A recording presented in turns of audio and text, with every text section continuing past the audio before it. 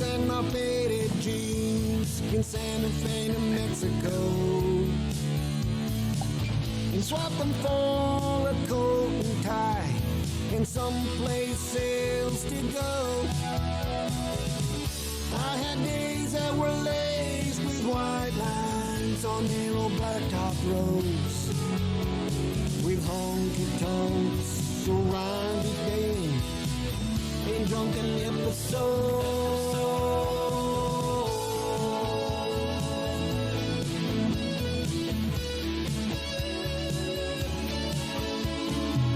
Those flashing lights and them busted fists.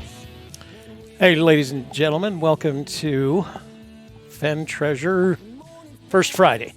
Because the first Friday of every month, my partner, the Magical Treasure Princess, is off on a networking day where she spends time with other women who are just as interested in moving their lives forward in various ways as she is. They talk business, they have luncheons, they have dinners, they have cocktails, they have wine parties. So first Friday of every month, you can expect it from now on. I'll be on my own.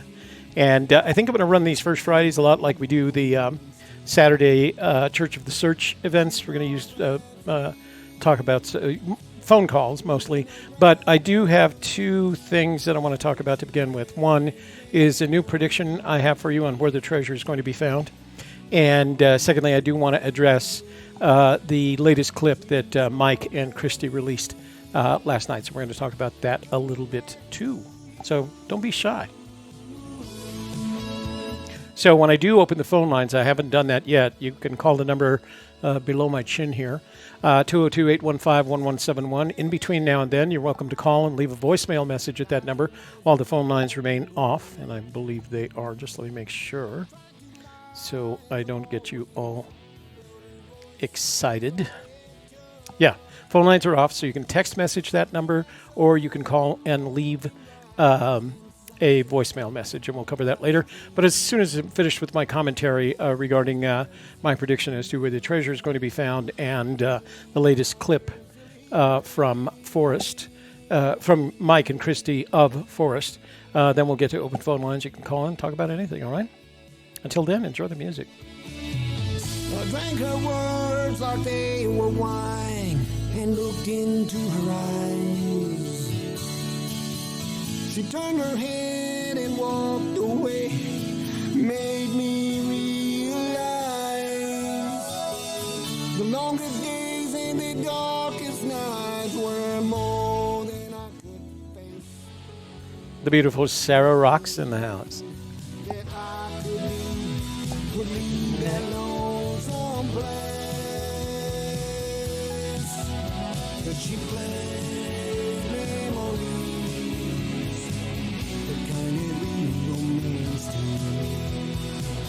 Be dark rhapsodies, looking like rendezvous.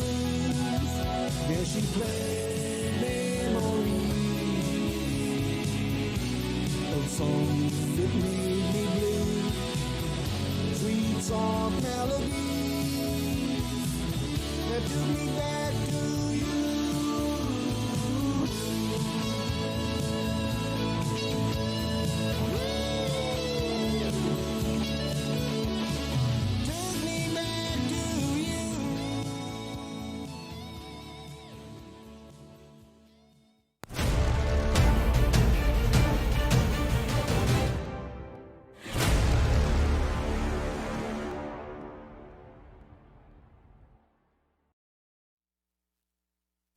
Housekeeping, you want towel?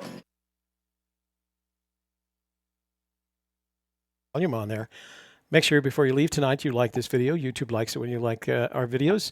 The Magical Treasure Princess likes it when you like our videos. Share with your family, your friends, your neighbors, your business associates, and the entirety of your social network so that we can grow the channel. And finally, if you are not already, this would be an ideal time to subscribe so that when we launch a new live stream, you'll be immediately informed and in the know. Nothing better in life than being in the know. There's nothing worse in life than being in that small group of people that aren't in the know. So we are going to play some music tonight. As a matter of fact, I think I will launch it with a song. This is called Center Ring from Freedom Trail Studio.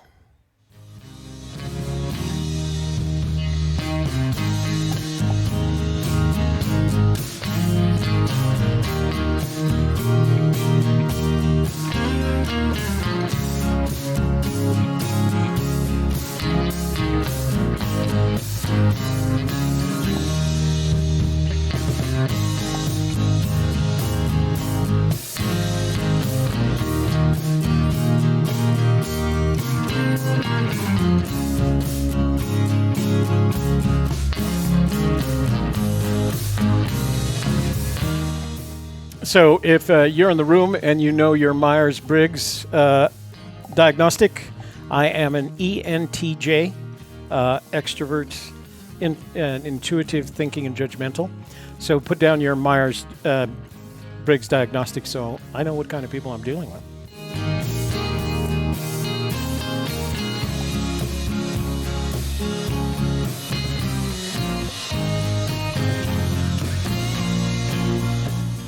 Also, if you are one of the individuals that's made plans to go to the World Series of Fend weekend after this one, the weekend of Valentine's Day, we will be doing all our shows on Valentine's Day. That is at 3 p.m. World Sand Project at 4 p.m. The Softer Side, and at 7 p.m. Gypsy's Kiss. And then I will be departing on Saturday for the World Series of Fend. I'll be there sometime in the afternoon. But if you're going to be there, say so in the comments block so that we look forward to seeing you there as well. Tasty Pizza and ENJF. And Holly is a INFP, INFJ for Violets. Look at you guys. You all know your Myers-Briggs. That's cool. Shadowcaster has NADT, which is not Myers-Briggs. He's just made that up. But William is lost. That's so William doesn't know. Yeah, he doesn't know his Myers-Briggs. So INFJ. We have someone in the room usually here that's an INFJ. So yeah, good. World Series of Friends, brothers and sisters.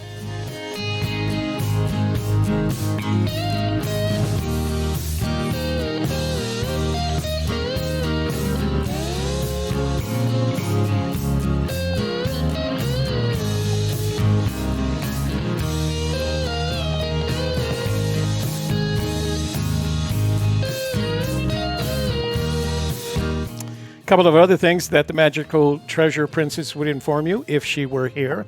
And that is, if you want to make a comment in the chat room and it's a question for me, make sure you precede your comment with an @ sign, Gypsy's Kiss. You need the apostrophe in there and you need the spaces. And that way it'll highlight it on the screen for me. And then, as you can see, it's going by pretty quickly. So I want to make sure something identifies you as having a question. If not, as I said earlier, you can always dial that number, send a text message to that number, 202-815-1171. And also the Super Chat is available to you tonight. If you go down to the bottom of the screen, you'll see a stylized but grayed out $sign. Click on that $sign, and YouTube, as good as it is, will walk you through sharing your contribution to this fun little project that we've made for ourselves here. So we look forward to receiving some Super Chat tonight. So...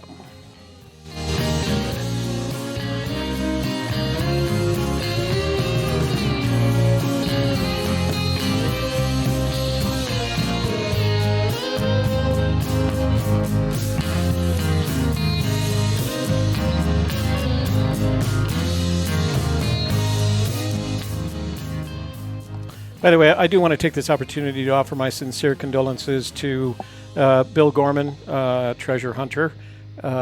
He lost his pet parakeet, a friend and a pet for 20 years, and I know how difficult it can be to lose a pet, so our deepest sympathies, and we can only hope that the young bird can rest in peace.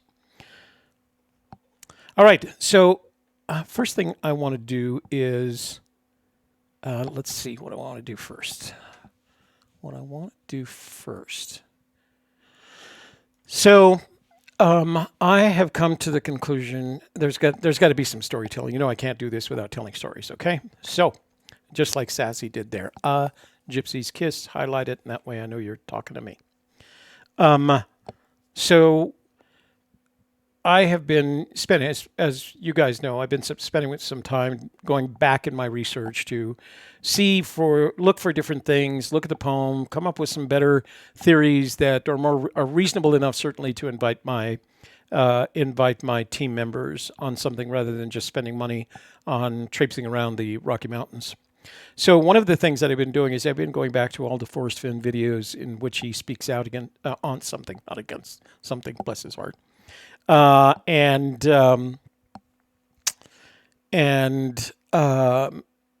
so I found one that went back a while that pretty much I think everybody has seen.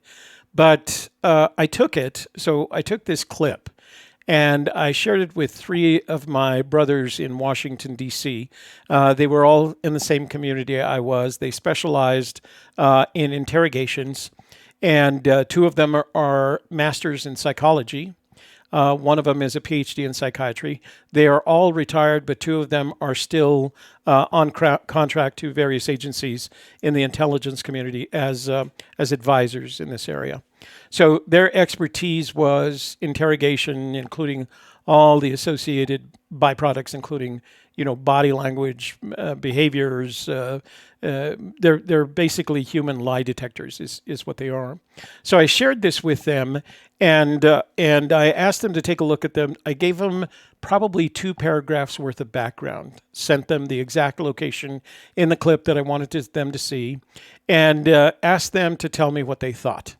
And they knew that Fenn was the person that hid a treasure and that he was giving clues and that this was something that he did at the request of the Today Show. And then at some point he gave up on doing that because he just wasn't happy with how they were treating it and how much more each time he provided them something they expected even more. And he of course saw that as there's this never-ending story. So I sent them that clip and I asked them to give me their perception of it because I had a perception and I wanted them to either confirm my perception or not. The result was they saw it. I organized a conference call in which we all discussed it and we came to a conclusion. And I'm going to tell you what the conclusion is after I show you this very short clip. So bear with me. Let me get this over full screen so that you can see it. And I'm going to switch over to a screenshot and I'm going to play this very short clip, okay? So interested in this, and Forrest Fenn is with us this morning. What has the reaction been like for you? Well, it's been hectic. My website crashed for 7 hours yesterday because it has so many hits. Okay, we've talked you into somehow giving us another clue this morning.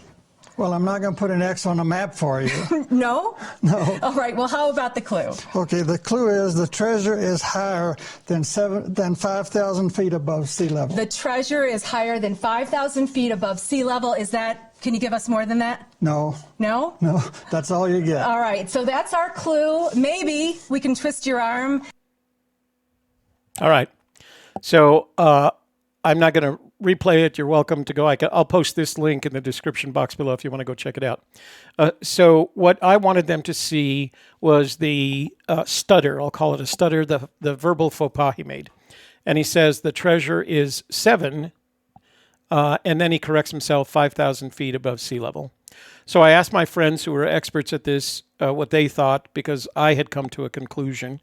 And the conversation we had was basically we imagined what he had done. So what he's been asked from the Today Show is to give them some clues that they thought would be helpful. This is where he uses the 5,000 above 5,000 feet clue and the below 10,200 feet. And then after a while, he broke off the relationship because he was tired of giving them more, not enough that they always wanted more. Kind of like they do, like you guys do with Christy, and yeah, you can never feed the chickens enough. They're always hungry, or in our case, the roosters. So I sent this to them, and I asked them to take a look at it. When I held a conference call, and asked them what conclusions they came to. And they asked me to describe what the treasure was, why it was hidden, et cetera, et cetera. And then we started evaluating how this took place. So here's how we imagined in our conversation it took place. He gets a call from the Today Show. They ask him, they say, we're going to come back for our next clue. Would you come up with a clue?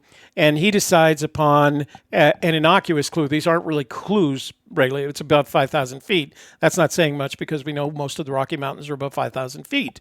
So he does this, but in order to make sure that his clue is correct, he has to have some memory or sense of where he hid the treasure. and that's why the number 7 stuck in his head. The number 7, and we don't know. It could have been the treasure is above 7,244 feet, right? But he said 7. It's because it stuck in his head, and this is a conclusion I had come to, but it's also the conclusion they had come to. And then because he had already done the research, he knew he was going to say 5,000. He had to correct himself, and he went to 5,000.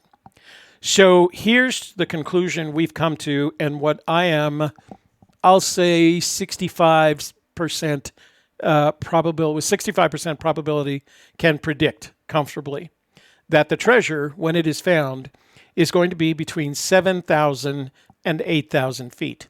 That's what his mistake tells us.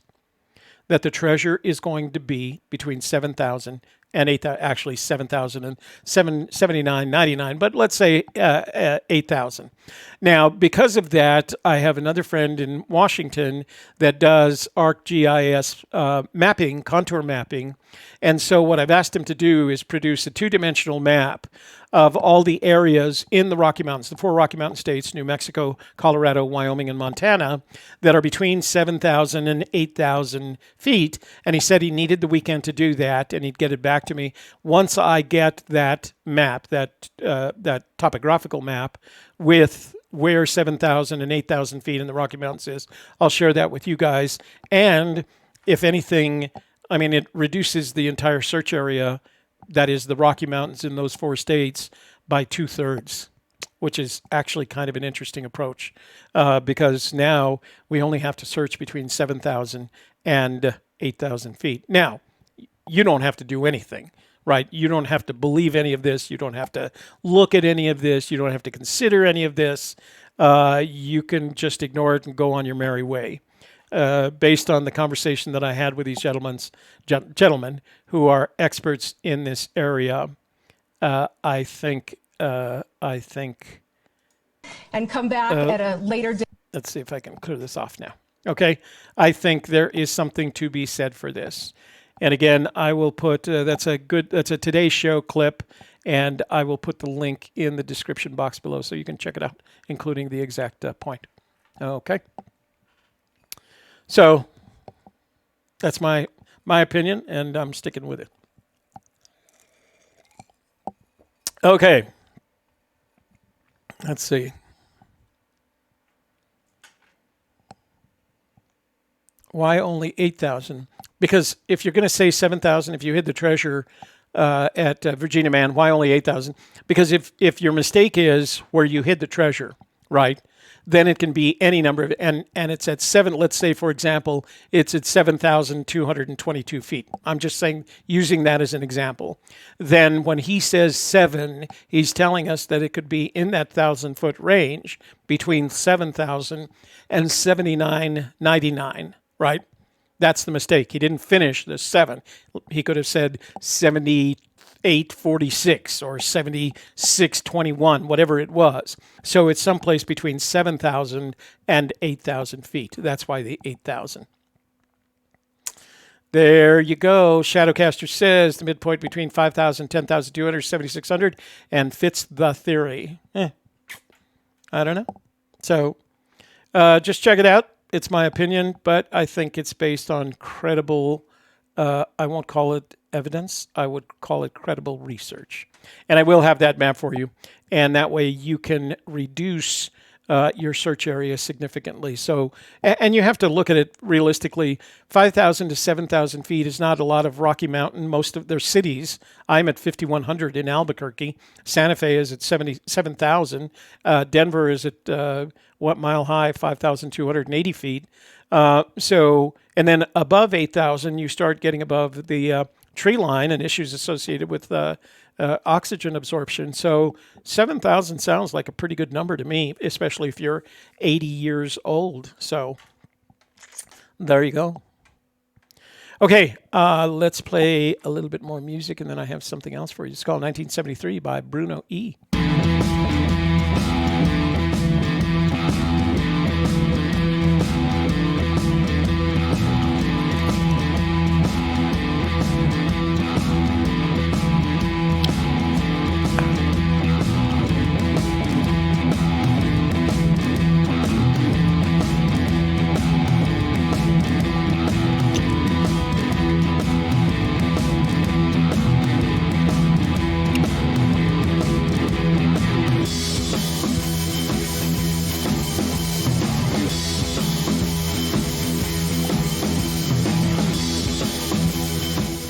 So Colorado, it is a daunting task, but if you can reduce it by altitude and turn it from a, it's a three-dimensional problem because we have altitude to deal with. If you can reduce all the altitudes below, reduce it to the altitudes between 7,000 and 8,000 feet, you're gonna take 2/3 off that area.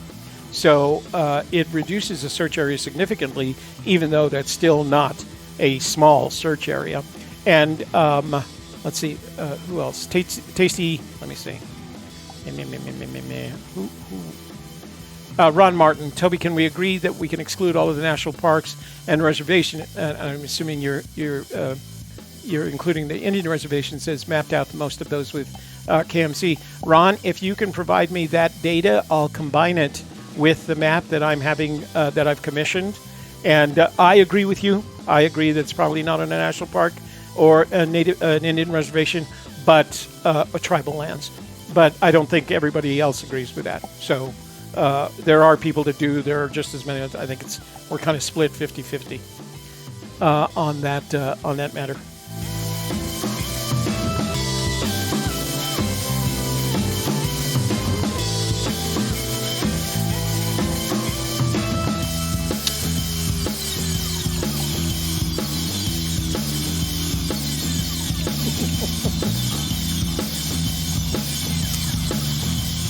Yeah, Sarah, I believe you. I believe that's correct. The problem with the life of the party is that they usually get thrown out before the party is over.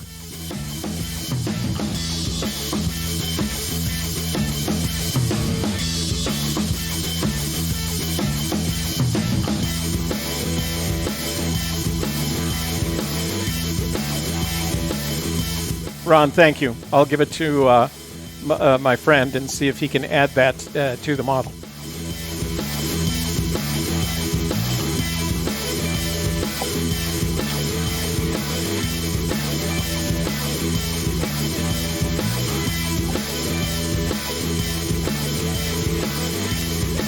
I agree with William in this case. I can't imagine. Is it possible it's on national park administered properties? Yeah, it is. But if you believe it's on tribal lands, I just think that's a zero probability. I think the trouble that would come as a result for him, if he was still alive when it was found, or anyone else that found it on tribal lands, isn't even worth the trouble.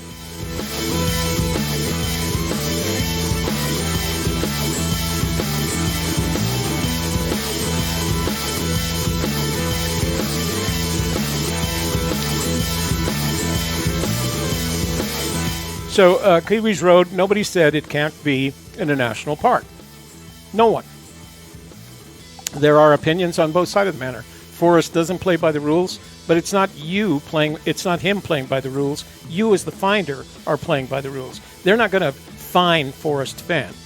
They're going to keep it from you, and they're going to fine from you, and they're going to take away your truck, especially if you're digging stuff. Ask our friend, what's his name? K-Pro. Because he was doing exactly that. He was in a state park. He had to pay a fine, and I think he was threatened with jail time as well. So yeah, nobody's saying it isn't there. It's just not Forrest's problem, even though he doesn't play by the rules. It's going to be your problem.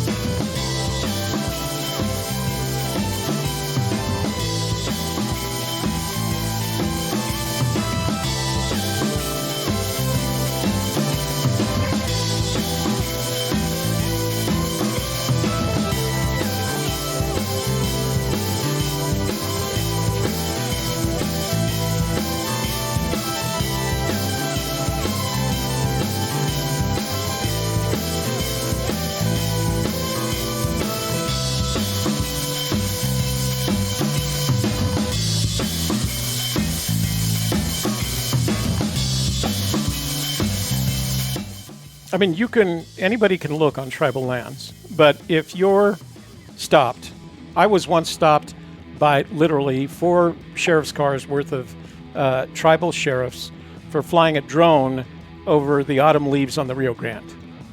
They threatened to shoot down the drone, they threatened to arrest me, and they threatened to take my car. And all I was doing was flying a drone. So you do it on tribal lands at your own risk for any reason, unless you have their permission. And I believe it's going to get tough getting their permission to start digging around for the treasure hidden by Forrest Fenn, they are no fans of, by the way.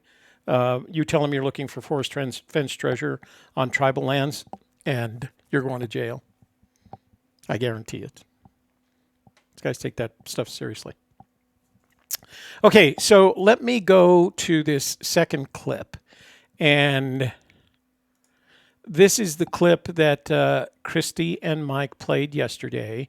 And it was interesting for a couple of reasons, but I'd like to go through it because, again, I just found something danged interesting about it. And I think the conversation... I think the conversation was confused because Christy asked a question that she thought was was expecting a different answer, and he gave her the answer to the question she asked. But I'll explain to you what I think happened in this conversation. So let's go back to the screenshot, and then Christy, if you want to call in afterwards, that would be great. Okay, so here we go. This is Forrest Fenn Treasure, the poem, clues, directions, and maybe a surprise. And I'm just going to play the segment from the conversation. So here we go. Will all the clues withstand the test of time?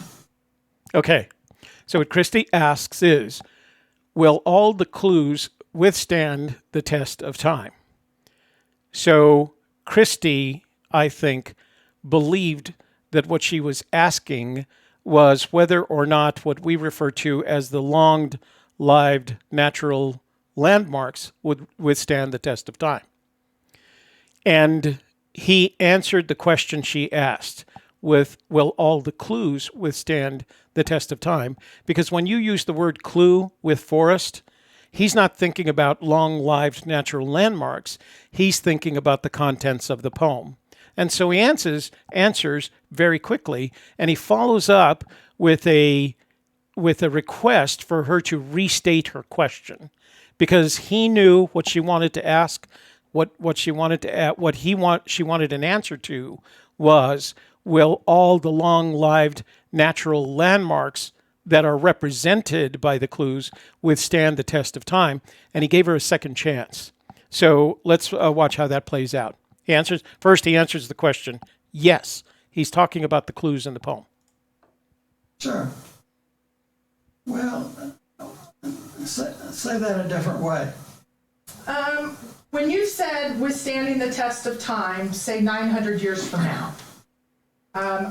There's going to be 5,000 earthquakes and forest fires and landslides and tornadoes and hurricanes. I mean, how deep is a hole? I mean, I can't answer that question without having more information. Well, will you still be able to solve your poem 900 years from now through those earthquakes and wildfires and... Are you asking me what disastrous events, natural events are going to take place between now and 900 years from now? We know there'll be many. We know there'll be many. Every year that treasure has not been found means that 12 months of snow and rain and leaves falling and wind blowing, and sure, the landscape's going to change. Mm-hmm. And I think it's going to get a little bit harder every year. I mean, that's what physics tells me. So what he does there is he brings the response back to the question that Christy thought she was asking. Christy thought she was asking about those long-lived natural landmarks. Will they be there? Will they withstand the test of time? His answer to that, will the long-lived natural landmarks withstand the test of time? And effectively, he goes through a very descriptive process of saying, no, you can't stop Mother Nature. Mother Nature will continue to do whatever Mother Nature chooses to do, wherever that chest is placed. There could be earthquakes, there could be landslides, there could be windstorms, there could be floods, etc., etc. So, and I thought the other point that he made, that the longer that treasure chest is out there, the more difficult it's going to be to recover. And again, we're talking about the physical location. Those landmarks that are represented by the clues in the poem are not going to remain the same. And that's just true of Mother Nature. Mother Nature can change in some ways in 10 years without a natural disaster. But geologically speaking, there's erosion, there's weathering, there's mass wasting, there's floods, there's windstorms, there's snow to a lesser extent, but the water that results from the snow, all of those are changing. Every one of those elements change the geological landscape. And the simple fact of the matter is, where he placed the treasure is part of natural geology, and it's going to change. And I agree with him in the sense that the longer it takes to recover it, the more difficult it's going to become, because the clues in the poem, although they will withstand the test of time, the clues will not change. The long-lived natural landmarks will have changed. And what will make it more difficult is you're going to be looking for no place for the meek, and no place for the meek will have eroded away in some way. And that can happen in a very short period of time. I go back to, the first place that I go back to is the Rio Rancho, which was my first search area, and back in 2013, and it has changed. There are man-made improvements on one side of the river, and there are physical changes on the other side of the river where there are no man-made improvements, but you can see the changes. Rocks that were in one place before are no longer there, and I couldn't tell you. Boulders that I had to climb over at one point are no longer there, and I couldn't tell you where they went. They are not within eyeshot, and it wasn't like a band of angels came by and picked up the boulder to trick me. So it was an interesting conversation, and I really enjoyed what he did, because he actually, when he says, why don't you ask that in a different way, I think what he was doing was telling Christy, ask this question about whether or not these landmarks are going to stand the test of time, as opposed to the clues. That's why he answered it so quickly. When she asked, will the clues stand the test of time? And he said, sure, because he sees the clues as what are in the poems. And the clues represent these physical things in the environment in which he hid the treasure. So it was a really interesting conversation. I've learned a lot from this Q&A that Christy has been Christy and Mike have been sharing with us, because it gives us insight into how this guy thinks. The more insight we can have into how he thinks, the better chance we have of finding the treasure. So thank you to Christy and Mike for that. Okay, so those are the two clues that I wanted to share. The two things that I wanted to share tonight. My prediction that the treasure will be found between 7,000 and 8,000 feet, and the fact that when you say clues to Forrest Fenn, he thinks you're talking about his poem. And by the way, I don't know. I think he's right. I think the clues in the poem will stand the test of the time. I think we got another 10 years before that area starts changing so much. It will be unrecognizable.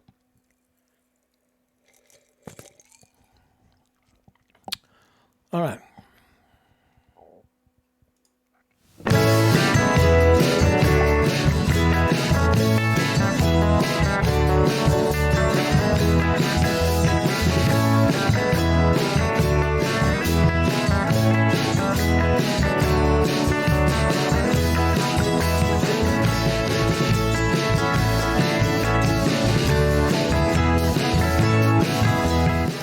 Ron Martin, to the best of my knowledge, there is no treasure map. So because of that, there's no Alpha and Omega.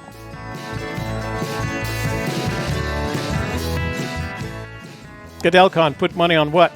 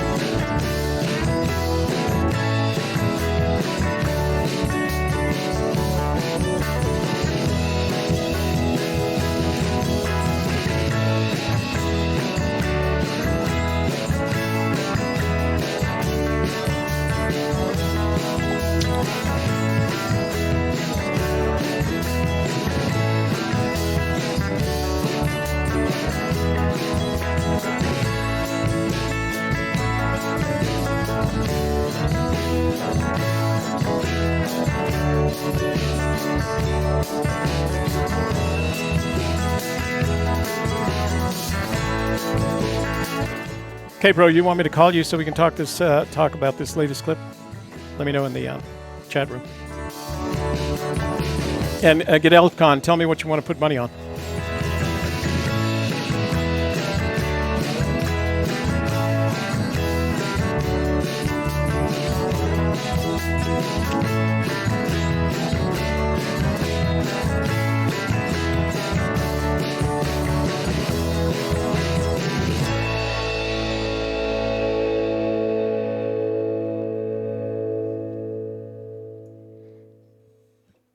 Yeah.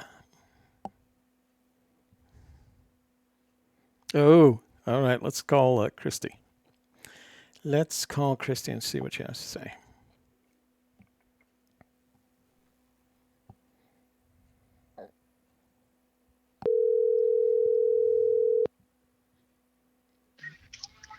Hello. Hi.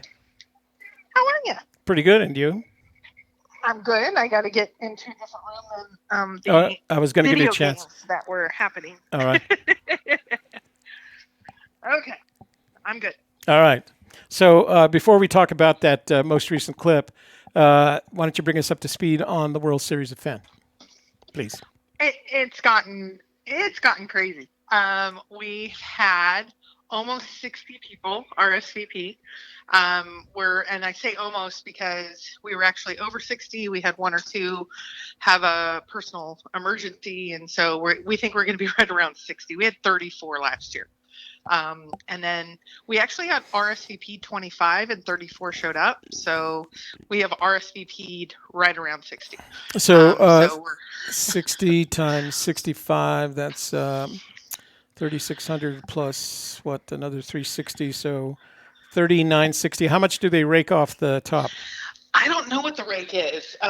Great question. I know that they actually tier it based on the size of the.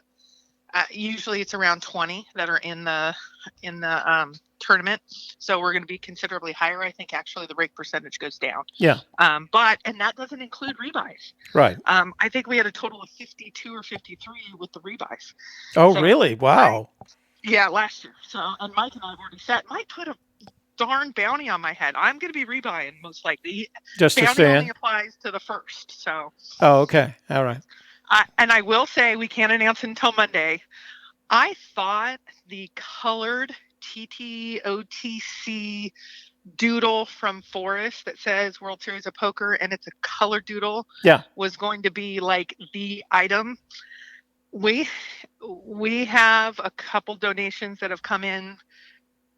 I do not believe TTOTC will go first. Well, you may not be able to see this for just a few minutes, but there's, I don't know, 12, 2, 4, 6, 8, 10, 12, 13 of those Tony Henman gemstone pendants in here of all flavors, emeralds, rubies, topaz, citrines, opals that I'm bringing with me.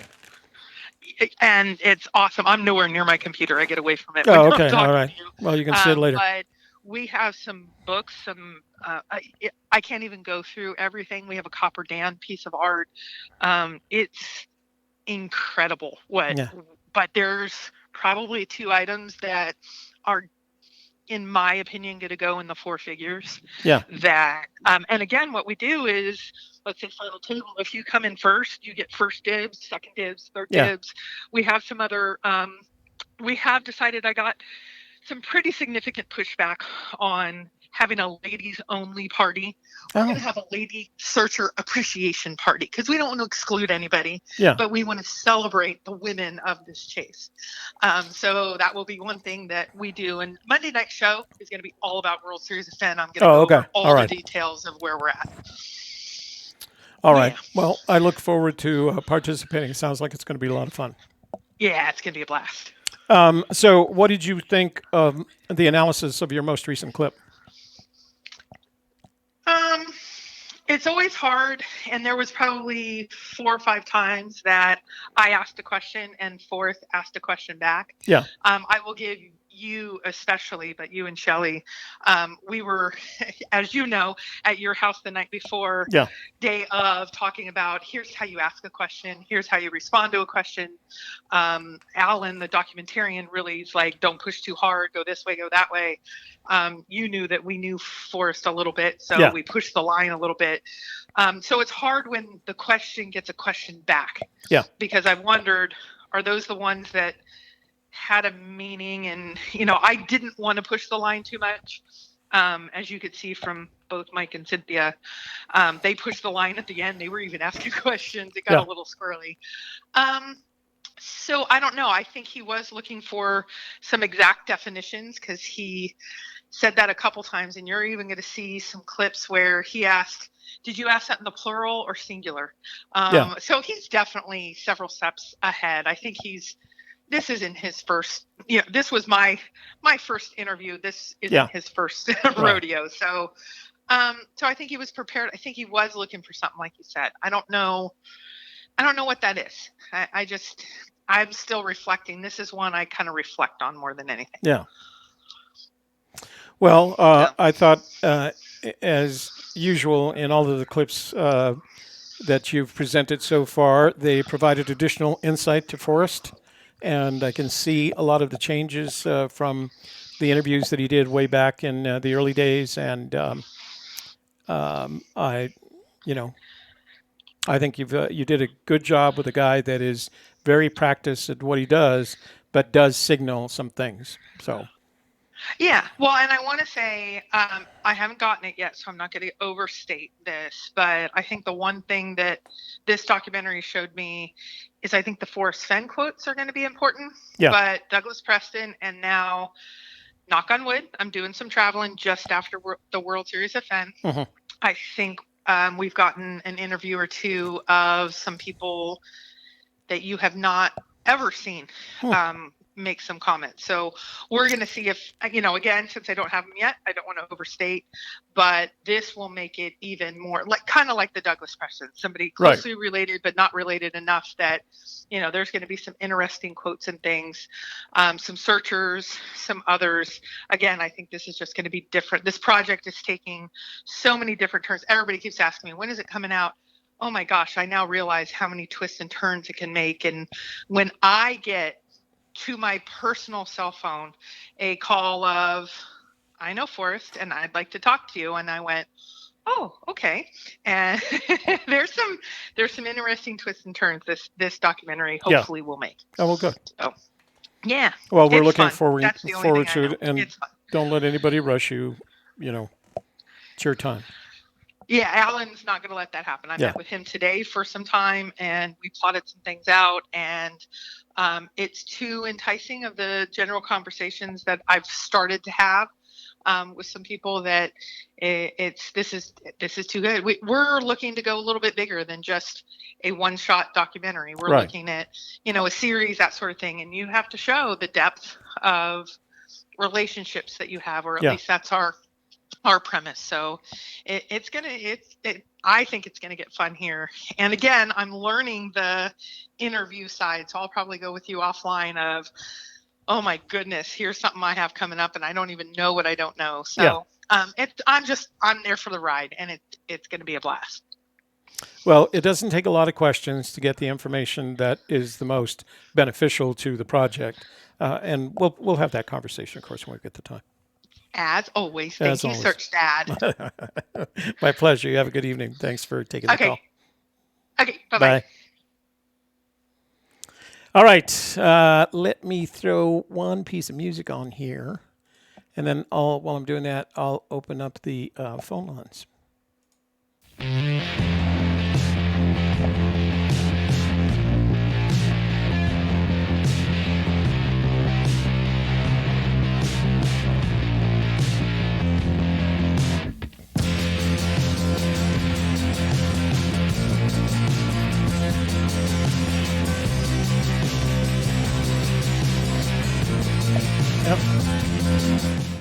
So while I was talking with Christy, we got some text messages, and I'll read them off. Don't forget, if you're going to send me a text message, include your name, at least your name, your first name, and the city from, or the state from which you are texting. Let me pull this out so I can get this closer to me. I've got to make sure it's connected so that we don't lose you guys at the same time. All right, text message. No name, no location. It says, Toby, why do you think the TC will not be found in your lifetime? I think there's two things that motivate that. Number one, considering the number of people out there searching, considering the number of people who are searching who actually have great contact with Forrest Fenn early on in the treasure hunt, considering the amount of time that, say, Dale and Cynthia put into this, if we haven't found it now, I don't think it's going to be found in my lifetime. In addition to that, as he said in this most recent interview, the longer it lasts, the harder it's going to get to find. And then finally, and I've said this before, and he's not happy when I say it, but I'll say it anyway. I think he over-engineered the poem. I think he made it too much like him and not enough like the rest of the world for us to interpret it correctly. So those are my thoughts on that matter. That's why I don't think it's going to be found in my lifetime. Hi, it's Mel from Oklahoma. What is the tune you played at the intro? That tune, Mel, is entitled She Played Memories, and it is a song that I wrote back when I was very young and was recorded by a gentleman whose name is John Salazar. I wrote it as a country and western song, and I'm not going to tell you the whole story. These guys have heard this story before. Let me see if I can find it on here. Let's see. Where is that? Hold on just a second. I'll share the link with you. And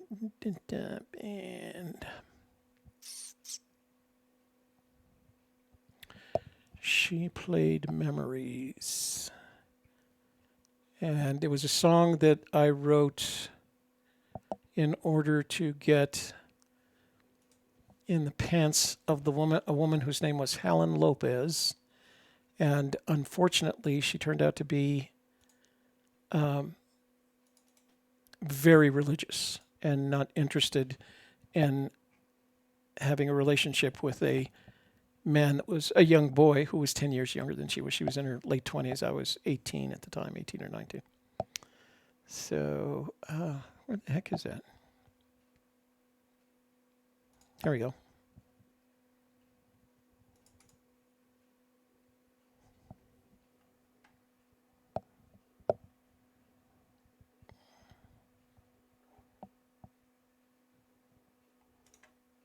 There.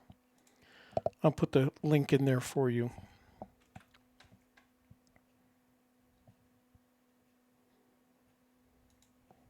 And what happened, the reason I even found out it had been recorded was John, the gentleman that recorded it, had a band out of Espanola, New Mexico. And he was also a church friend of my crush, Helen Lopez, and she shared it with him. She shared the song with him because I had written the words, but I didn't know music. And so she played the piano and several other instruments. She was, understood music. So I'd asked her if she'd help me write the music to it. And hoping that I would be able to establish a relationship with her. It was all very I had evil intent here, so I'll admit to that. But she shared it with John, and then he asked if it had ever been copyrighted, and she said no, and so he had it copyrighted in 1981 in my name and his. My name is actually first on the copyright. And then when I returned to New Mexico back in 2010, he found out I was back, and he had been playing this song so long. Here, I'm going to start it, and we can put it in the background. He had been playing this song with his band so long, it had become their trademark song. Like, they finished every gig with it, and people would say, she played Memories, that kind of thing. And he was worried that I was going to come back, find out that he had been doing that, made money from it, and then I was going to want some of his money. And at the time he called in 2010, he was dying from cancer. And so he felt like I was going to make his life miserable just by coming back and suing him for all his back stuff. I didn't, of course. And he went on. He passed away a year and a half later. But he continued, playing this song and never recorded it. I was interested. He never recorded it, but he did put it here. I'll show you where it is. And this is the link that I sent you. It's just one of his several songs on broadjam.com, John Salazar. And so that's where it comes from, and that's the song I play for First Fridays and Church of the Search on Saturdays. So here's what it sounds like. If you go there, you can see he made some changes in the lyrics, and he changed the style. He made it kind of a motorcycle rock song, I guess is the best way to describe it. It was, when I wrote it, it was country and western, and he changed some things. He left his boots and jeans in Santa Fe, New Mexico. I had left them in Taos, New Mexico, and I was peeling labels from empty bottles of Coors. He changed it to beer. So let's see, Sweet Soft, let's see, and he changed one of the songs we romanced to. I had that songs that we danced to. And at midnight, Review plays songs that made me blue. So he made some minor changes to the lyric, and that was the version that was copyrighted. And if you look at down here, the lyric credits are John Salazar and Toby Younis.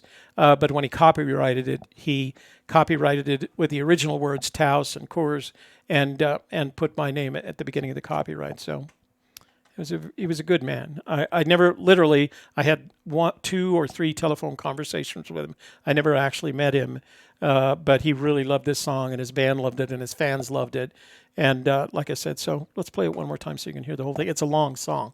But if you go to that page, you can follow the lyrics. Lyrics are pretty neat. And I still think it would make a great country and western tune.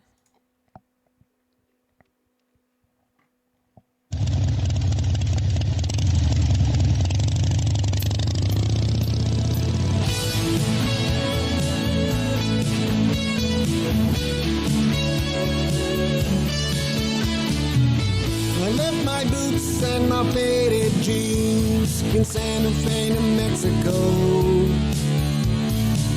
and swap them for a coat and tie and someplace else to go. I had days that were laced with white lines on narrow blacktop roads, with honky tonks around each day. In drunken episodes,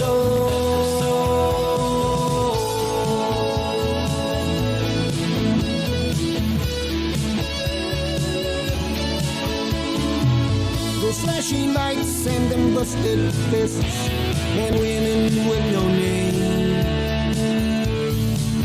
And mornings past the night before I learned to play the game.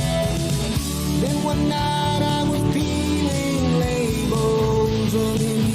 of beer, a sweet young girl and her guitar played tunes I swore were yours, 'cause she played memories, the kind every romance to you, dog Rhapsody. Sassy, I'll take you up on that. I'll record it with you. You've got a great voice.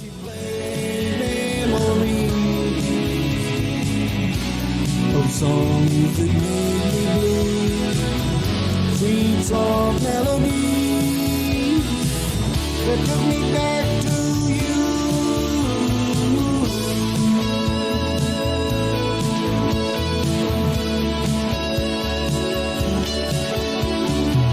She stripped me bare and read my heart like it was an open book.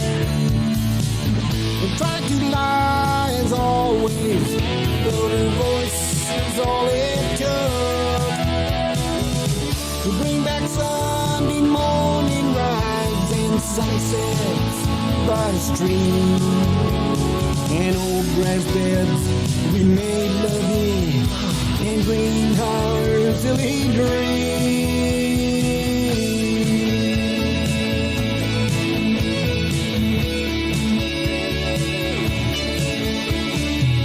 I drank her words like they were wine and looked into her eyes.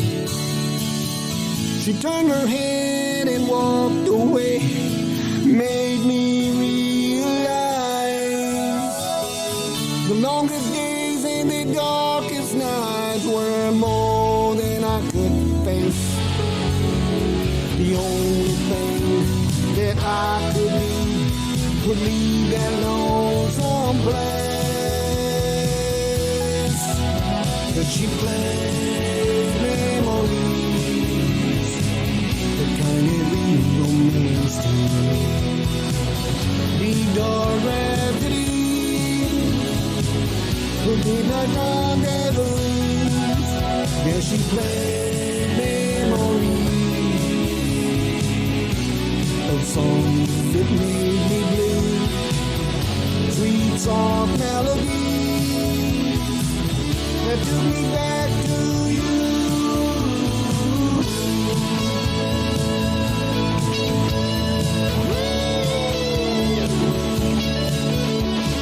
Took me back to you.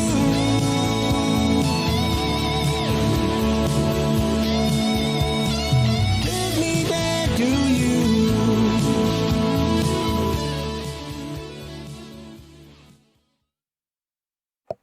She played Memories. And she did indeed. So, QE from Portland, what did the Intel friends think of the clips? So the only clip that I showed them was the one relating to the 5,000 foot, 7,000 foot, etc. Ron, I will, after the show, I'll get back in touch with you, okay? Like I said, they agreed with me that the mistake was a subconscious mistake indicating that he might have hid the treasure at 7,000 something feet, but that they were all comfortable in saying, when I asked them, do you believe that the treasure is hidden someplace between 7,000 and 7,999 feet? And they all said yes. So just based on that little faux pas that he made. Good evening, Toby. Bowie in Wyoming. Hey, Bowie. How are you doing? Jeffrey from Austin. Hi, Toby. When did you stop searching water stops? If, of course, that was what you were searching in northwestern New Mexico. If you're talking about the train stops for water, I never searched for water stops. Shelley had a theory about it based on the water stop at Osher Station on the Cumberson Toltec, but I explained to her that he said, he didn't say that. He said the treasure had no man-made objects, but she could make it work. There is a canyon down. There's a, canyon down below it, et cetera, but you end up that way up in the same location anyway. So, but I've never stopped searching the water stops. I mean, I've never started searching the water stops. Rio Grande Joe, hi Toby. Today I want to tell you about all about the first clue and the starting point. There are two different things. Mr. Forrest was asked, what is the home of Brown? That is the first clue. He said, if I was to tell you, ? You could go right to the chest. That is the first clue. And warm water salt is the starting point. Now, so Rio Grande, I'll let you call in when it's time. But one of the fundamental principles that I've been dealing with for myself and with my consulting calls is you can't change the facts, right? And the facts are what Forrest Fenn has said. You can disbelieve him and you can believe they aren't necessarily facts. But when you start changing the facts, you start getting further and further away from whatever is reality and making up your own reality. Forrest Fenn told us the first clue is begin at where warm waters halt. He has said that more than once. So if you're telling me that you don't believe that the first clue is warm waters halt, you're making, at that point, you're making up your own facts. And so now it's just opinion, and opinion is like belly buttons. Everybody has one. So stick to the facts. Start with the facts, because that's all we got to work with here. And the facts come from Forrest Fenn's mouth, not anybody else's mouth, not mine, not anyone else's. You've got to stick with the facts. If you don't stick with the facts, you're already behind the proverbial 8-ball. The facts come from Forrest Fenn. So don't mess with the facts. He says don't mess with a poem. I'm telling you, don't mess with the facts. That's a losing battle. You're just making stuff up at that point. So, and could you make the same claim about my supposition today that the chest is between 7,000 and 8,000 feet? Yes, but I stated that as opinion. That's not a fact. I don't know that it's a fact because I don't know where the treasure is. But it can reduce my search area significantly by 2/3.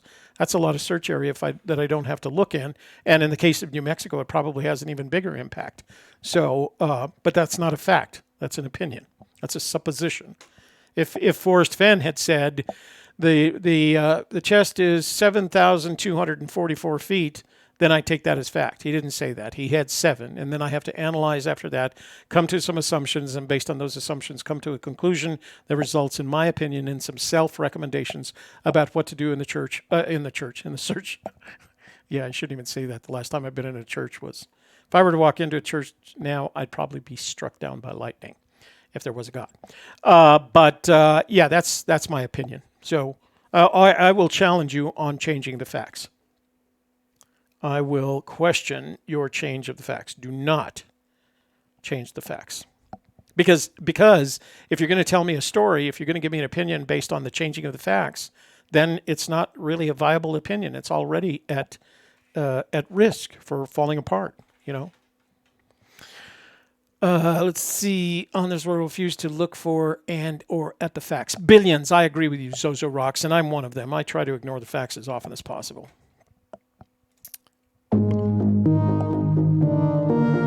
Oh, this is different.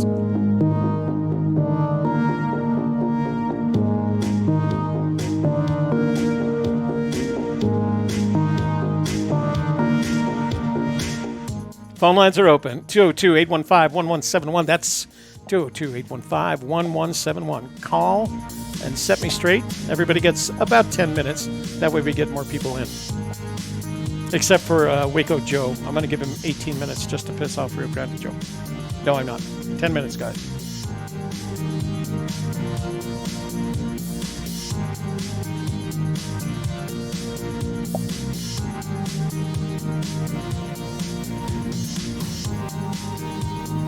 Yeah, you know what, Tony? That's my church. The Church of the Search.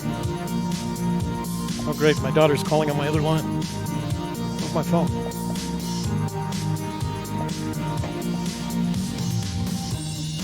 Okay, guys, this is my daughter. I have to take this call. I will be back. I'm gonna don't call in right now. Let me go take this call because my phone's in the other room. But it's my daughter, and I can't ignore this. So just hang in there for a bit. Enjoy the music. All right, she left a message.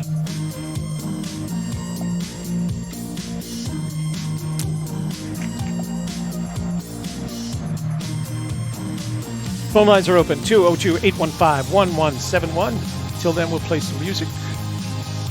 By the way, we will be back. I will be back.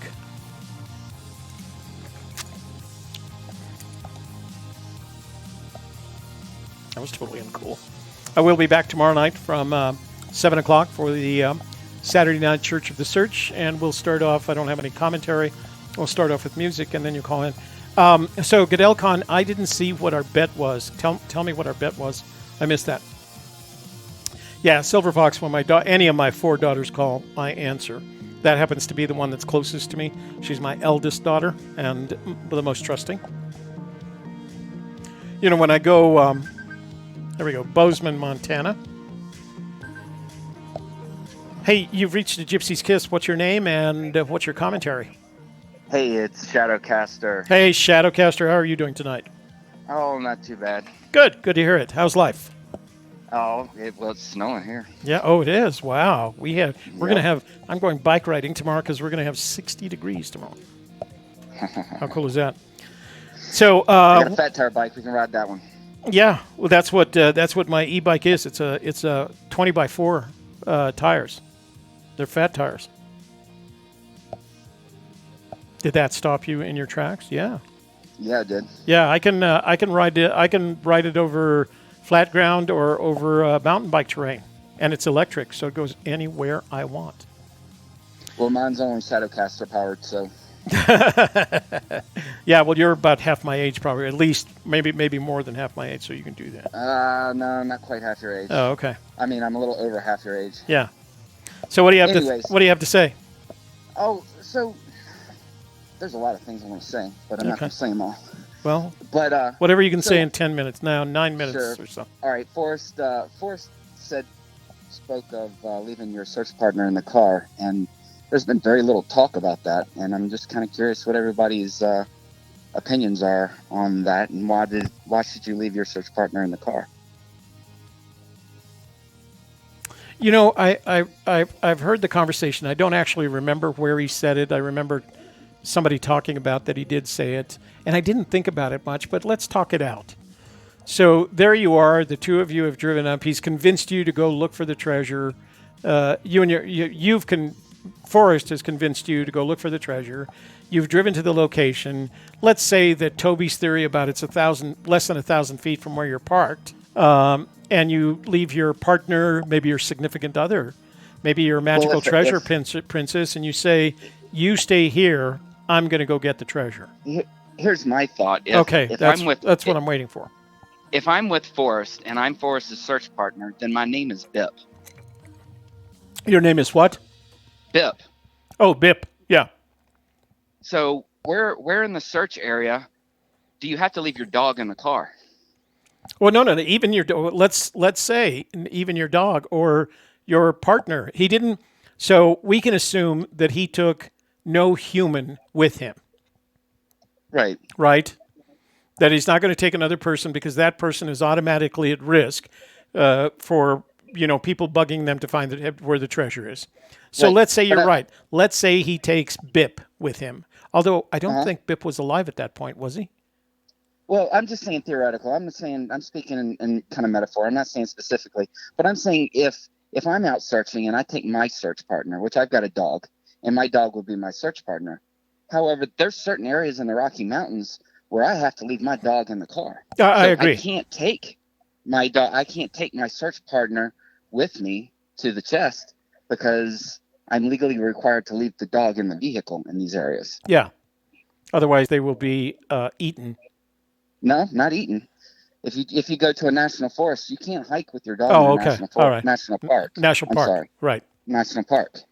So my thought is could he have been talking, saying, hey, if your search partner is your dog, you've got to leave your dog in a car to go get the chest. You can, that now we're getting into the range of opinion. He said, so leave your search partner. What was the phrase that he used? What did he say? Yeah, did he say search partner? I'm not 100% sure exactly what his quote was. So let's say he said, leave your search partner in the car.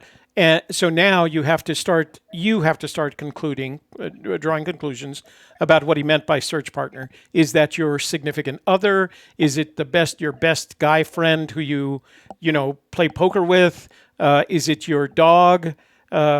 Is it, your pet gerbil? What, I don't know.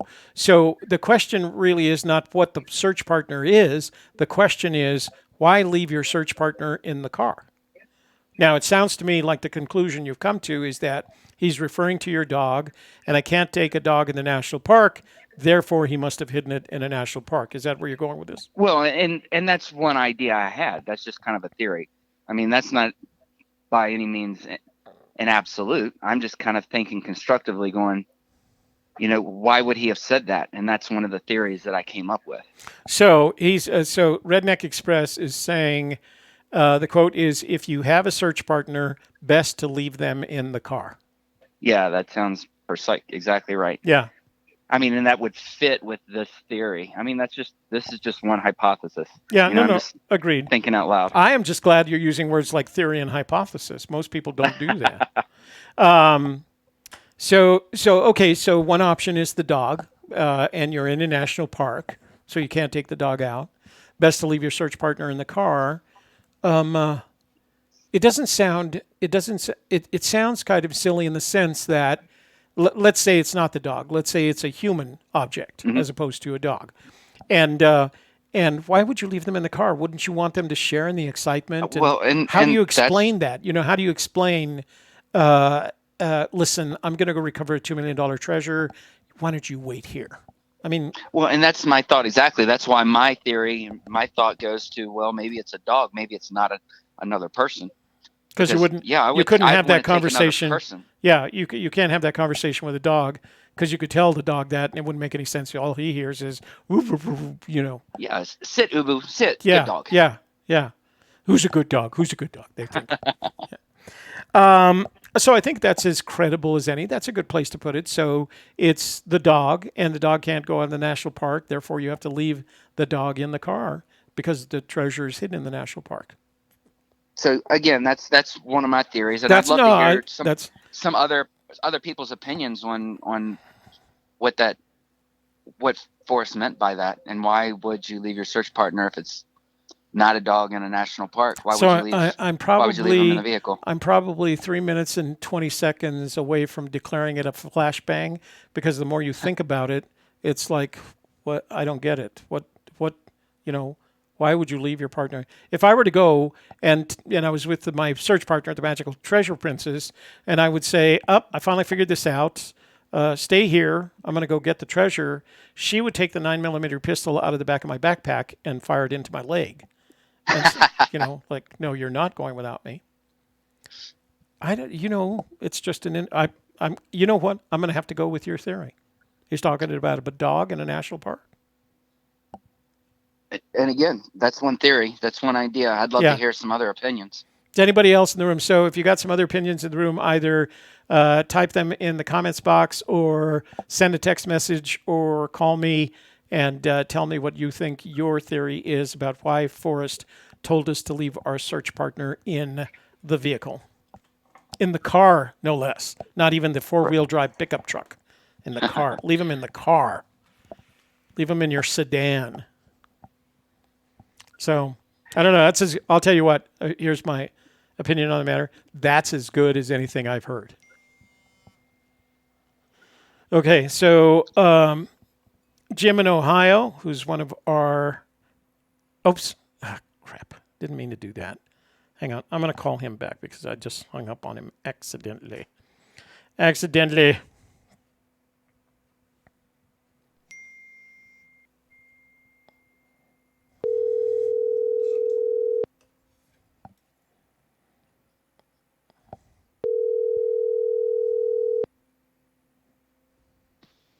Hello? Hey, Shadowcaster, that was my fault for hanging up on you. Sorry. Let me go over to the text messages, because Jim had a couple of thoughts. Jim is one of the folks, Jim in Ohio is one of the guys in our member vault. He says, my opinion is that it's very close to the car being parked, Jim in Ohio, so you don't have to go far from your search partner. Like, it's not stay in the car. It's, look, I'm going to be gone for a sec. Relax. Read your text messages or something. So it's a courtesy.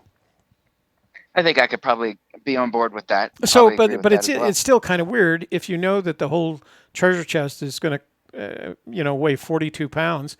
I still think that if I had actually found this treasure, I want my search partner with me when I open up that box. Well, me too. If I'm going in there with confidence and I'm certain the treasure's there, I'm going to have my search partner holding the GoPro, filming the whole thing. Yeah. William says, did William throw me? William, was there a... Sorry, I have to do... William, thank you for the contribution. He says, leave them in the car to emphasize on going in there alone. Well, yeah, but we're still asking them, but still, why? Well, he went in there alone to hide the treasure. Why would you go in there alone to find the treasure? Yeah. Unless you wanted to keep it all for yourself. Well, yeah, it sounds kind of surreptitious to me if I were to say, like I said, if I were to say to my search partner who's been with me long enough so that they're referred to as my search partner, and I would say to them, you stay here in the car and wait for the bomb to explode. I'm going to go get the treasure. So Sarah says, wonder if you could teach a dog to sniff out gold, or Forrest said it would be cheating. You cannot teach a dog to sniff out gold because it's non-organic. They can't do non-organic things. It has to be but there's non-organic stuff in the chest. There possibly. Like what? Well, the only thing his hair, but it's in the jar and it's double sealed. There's wax in there. There's the jar in there. Well, yeah, but none of those are organic. I mean, that's what dogs do, right?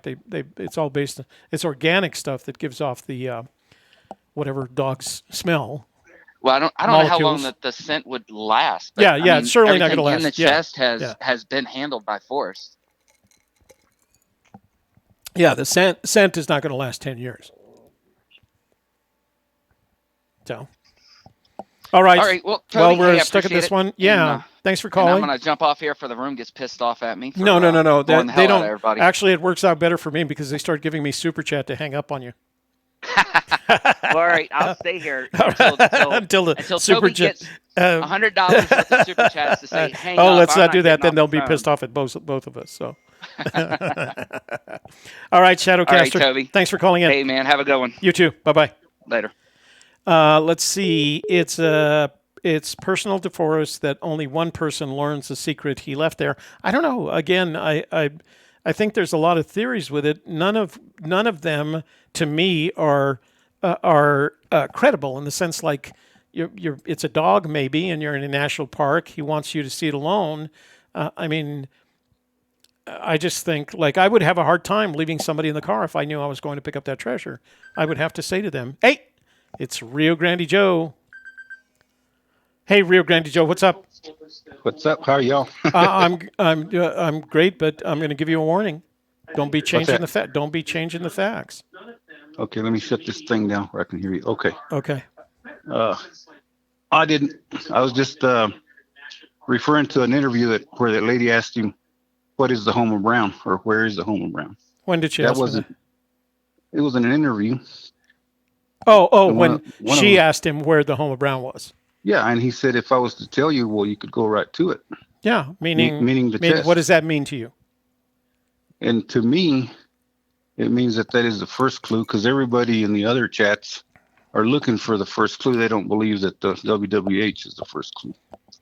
Who doesn't believe that WWH is the first clue? Besides you, I mean. Those other chatters up in, Vegas and them. I listen to their stuff too. Oh, in Vegas? No, they believe. Christy and Mike? They were arguing about it the other day. Mike didn't believe that the first clue was the WWH, and he's right. It's not. So Forrest told us straight out. When Forrest said that beginning where warm water's halt is the first clue, he said it twice, and then said it again in a separate interview. No, he said you get in your car and you start there.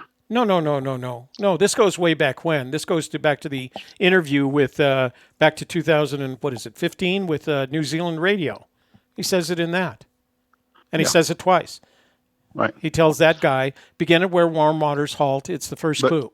Remember when he said one of the clues in the poem will help you more than others? No, he didn't say that. See, you're changing the facts, brother. He didn't say that. He said there's one in there that'll help you a little more than the others. No, he didn't say that either. He said there is a word that will help you than more than some of the others. A word, not a clue, not a sentence, not a see. You're changing facts again. Do not change facts. Okay. That's what I was getting to, because and K-Pro just said in the room, "Oh my God, that is too funny. No way." Mike says warm water's halt is the first clue. So there. And then you know what? You're making up stuff. Don't make up. You're starting to make up stuff. You're getting like No, you're getting like well, us that's what old searchers who just make up stuff. That's what he told that lady that asked him, "What's I agree. I agree. Where's the Homer Brown?" She asked him, and he said, "If I told you that, you'd go straight to the treasure."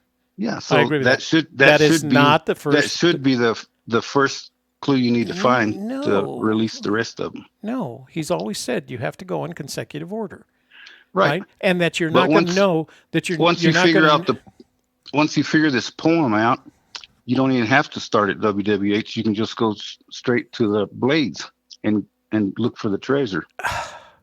After you figured the whole poem out. You're talking about the people that think they can figure out the whole poem while sitting on their duffs in their homes. Well, those are people that have not been boots on the ground, because you're not going to find the blaze without having boots on the ground. You're not. Right. How many times have you been boots on the ground? Well, I've done I just went for a confirmation drive to make sure all the clues were right. And they are. I didn't have to get out and look because it's there. Okay. But it's too hard to get right now. Why is it too hard to get? Well, because you can't see it from the snow. Once you get once it thaws out, well, you can look for it. I think I asked you this the last time. What month do you want me to put you on the rooster list? Oh. Well, when it thaws out, it'll be what? Are you talking about New Mexico? May. Yeah, New Mexico. Yeah, late April or May this year, because we just didn't have that much snow, and we still haven't had that much. So Rio Grande Joe, I will say rooster list.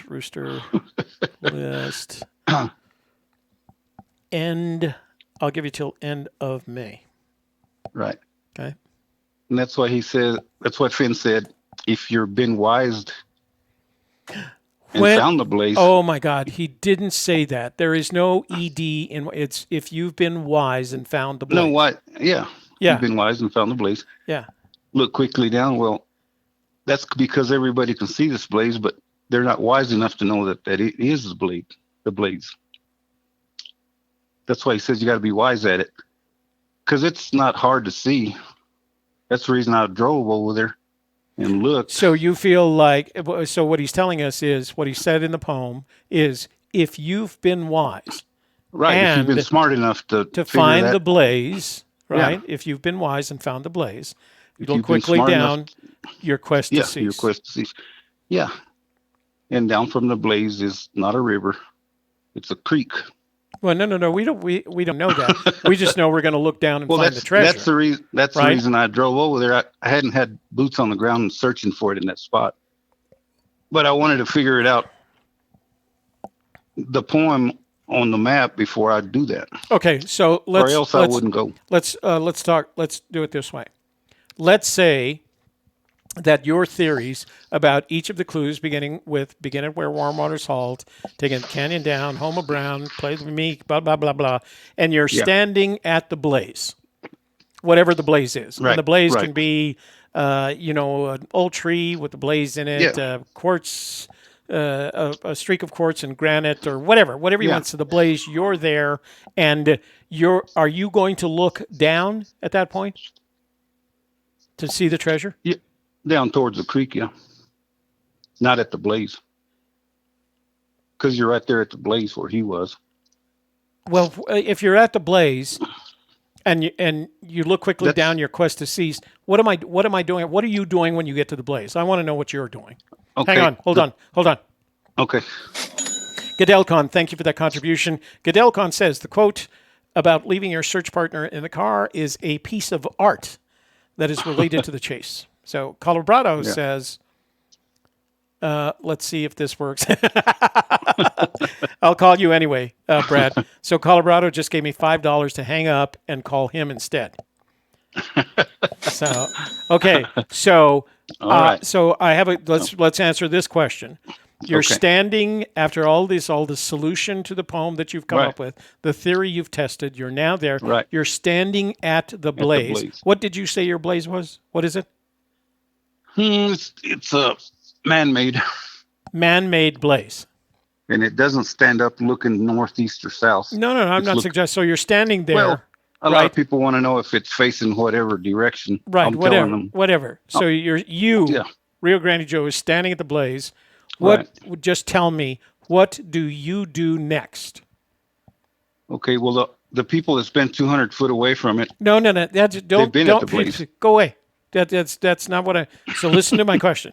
Okay. You, Rio Grande Joe, are standing at the blaze.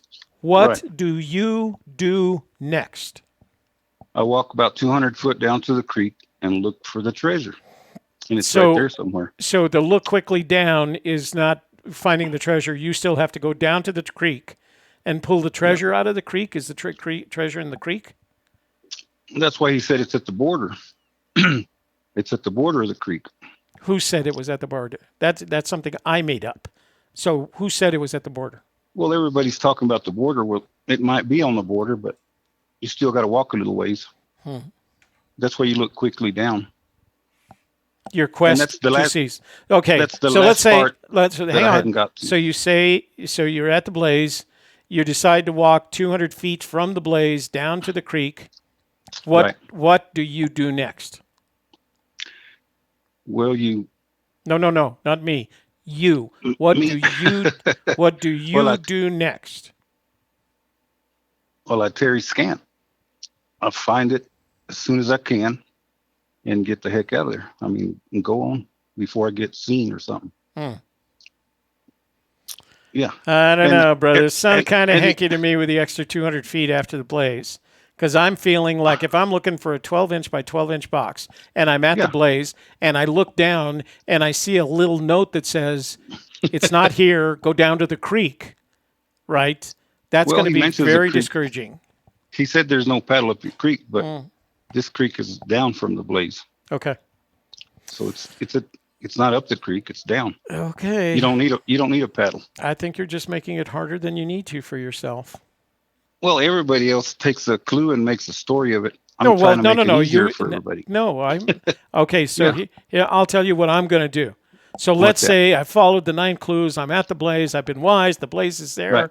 I look quickly down, and there's a little crevice that would hold a body and a 12-inch box, and the chest is sitting right there in a ray of sunlight. I don't know. Angels standing around, right? Right. And then it strikes me that in order for me to fit into that crevice, I either have to go back to the car and get my search partner, the Magical Treasure Princess, or I have to lose another 20 pounds because I'm not going to fit down the crevice. Well, it's better just to go by yourself unless you have a half and half partner. Yeah. 50-50. No, that's what why he said that. Magical Treasure Princess, she's 50-50. Like, yeah, that's what I say. If me and you go get it, well, you're 50-50. Oh, okay. If she, that's what it means. No. I am not going with you because I'm not going to walk the extra 200 feet. If that damn treasure is not looking down from the blaze, that's it. I'm gonna come and yell at Forrest Fenn for not being true to the poem. To the poem. Well, he could. Yeah. Well, maybe. Yeah. All right. But, let me call Brad. Your 10 minutes are done. All right. And I promise not to give Waco Joe more than 10 minutes. Okay. If he does call. Okay. Sorry about that. Nope. I owe you an apology for that. Oh, that's fine. Okay. All right. You have a good evening, brother. I'll talk to you tomorrow night. Right. But come up with something better tomorrow night. Something good.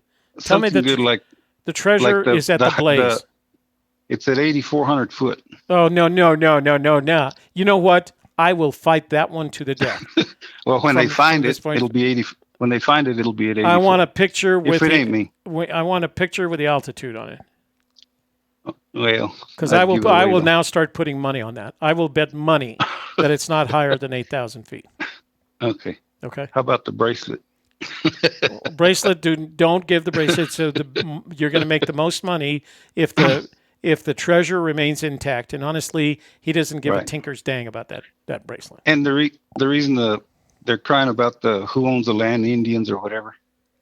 Well, it's going to be fine when you find it because let's say he got a 100-year lease on it. You can lease land from the government. Yeah, you can. I mean, our friends. And that's what he said. That's what Forrest said. If I rent in a hotel room or something, what do I rent? Yeah, that flashbang. And he said it was kind of the same. No, that is not the same. There is nowhere near the same. You rent time, basically.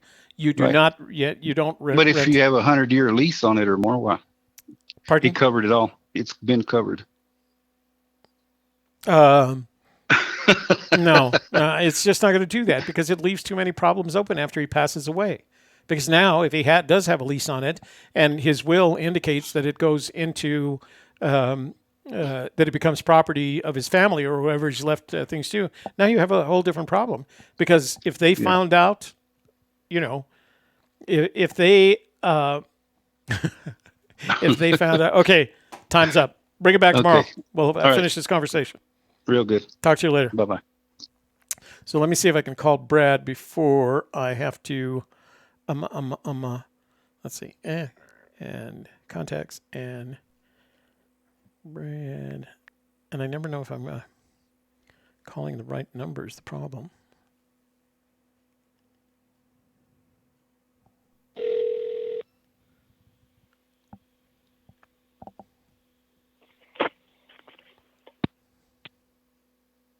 Oops.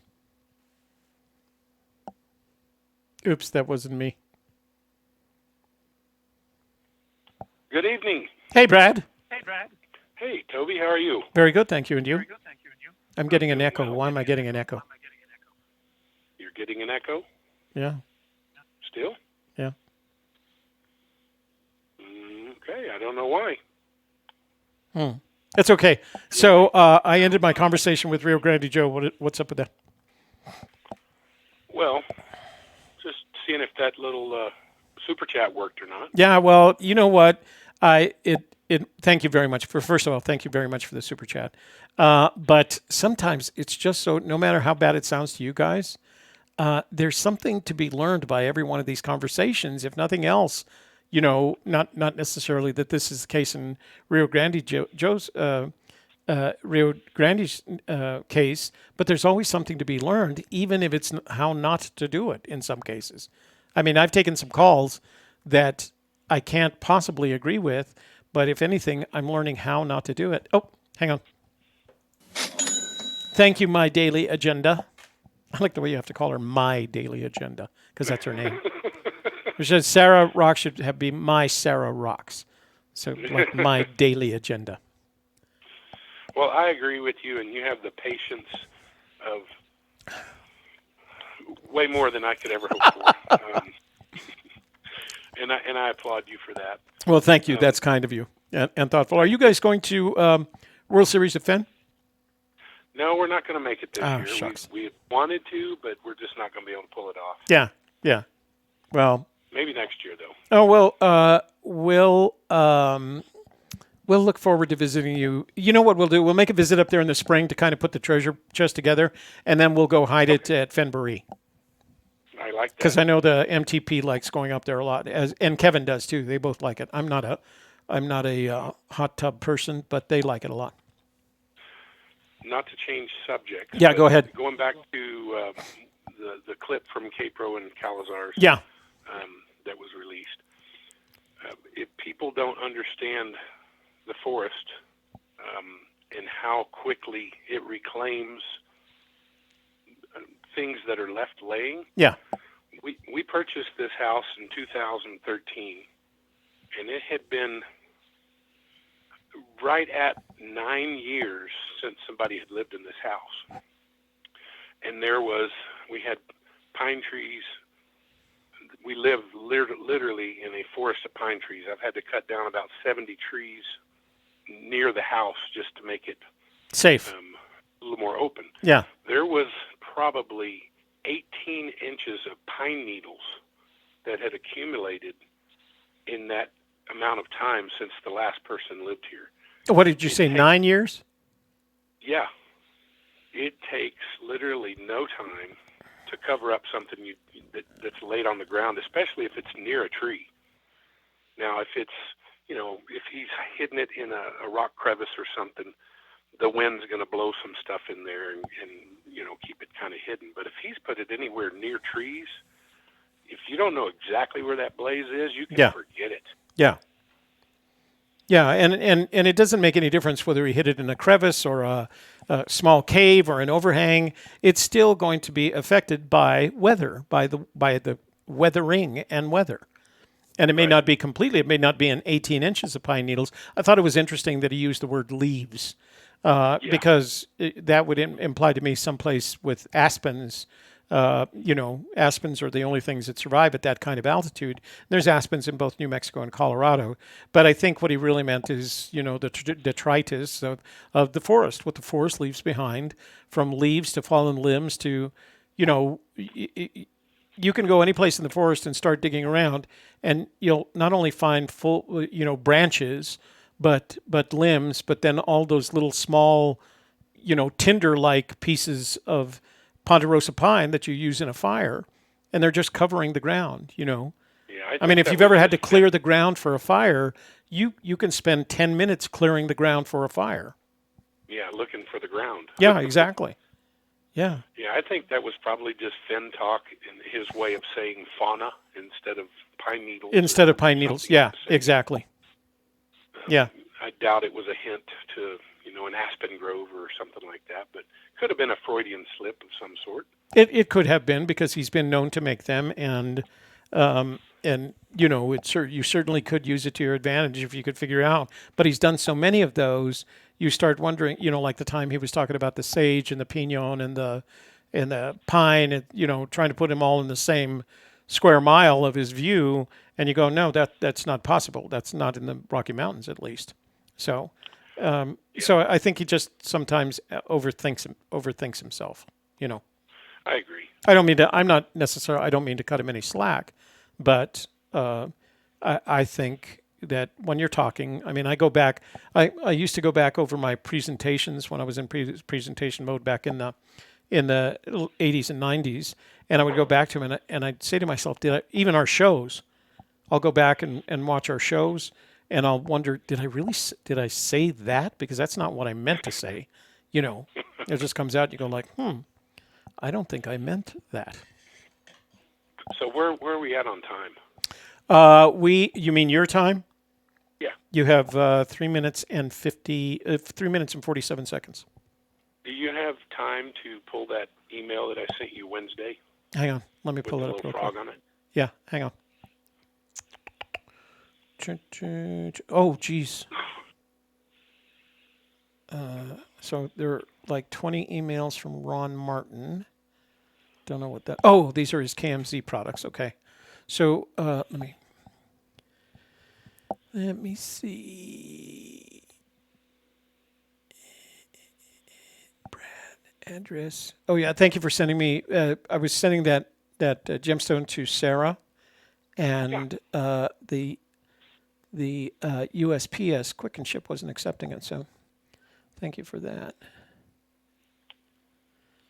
Let's see.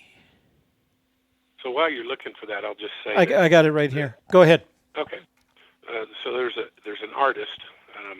I'm not sure where he's from, but there's a little trading post here in town, and he's got a display, and he's got, I would say, somewhere on the order of 200 of these little fetishes, bears and buffalo and seals, and all of them made out of different lapidaries,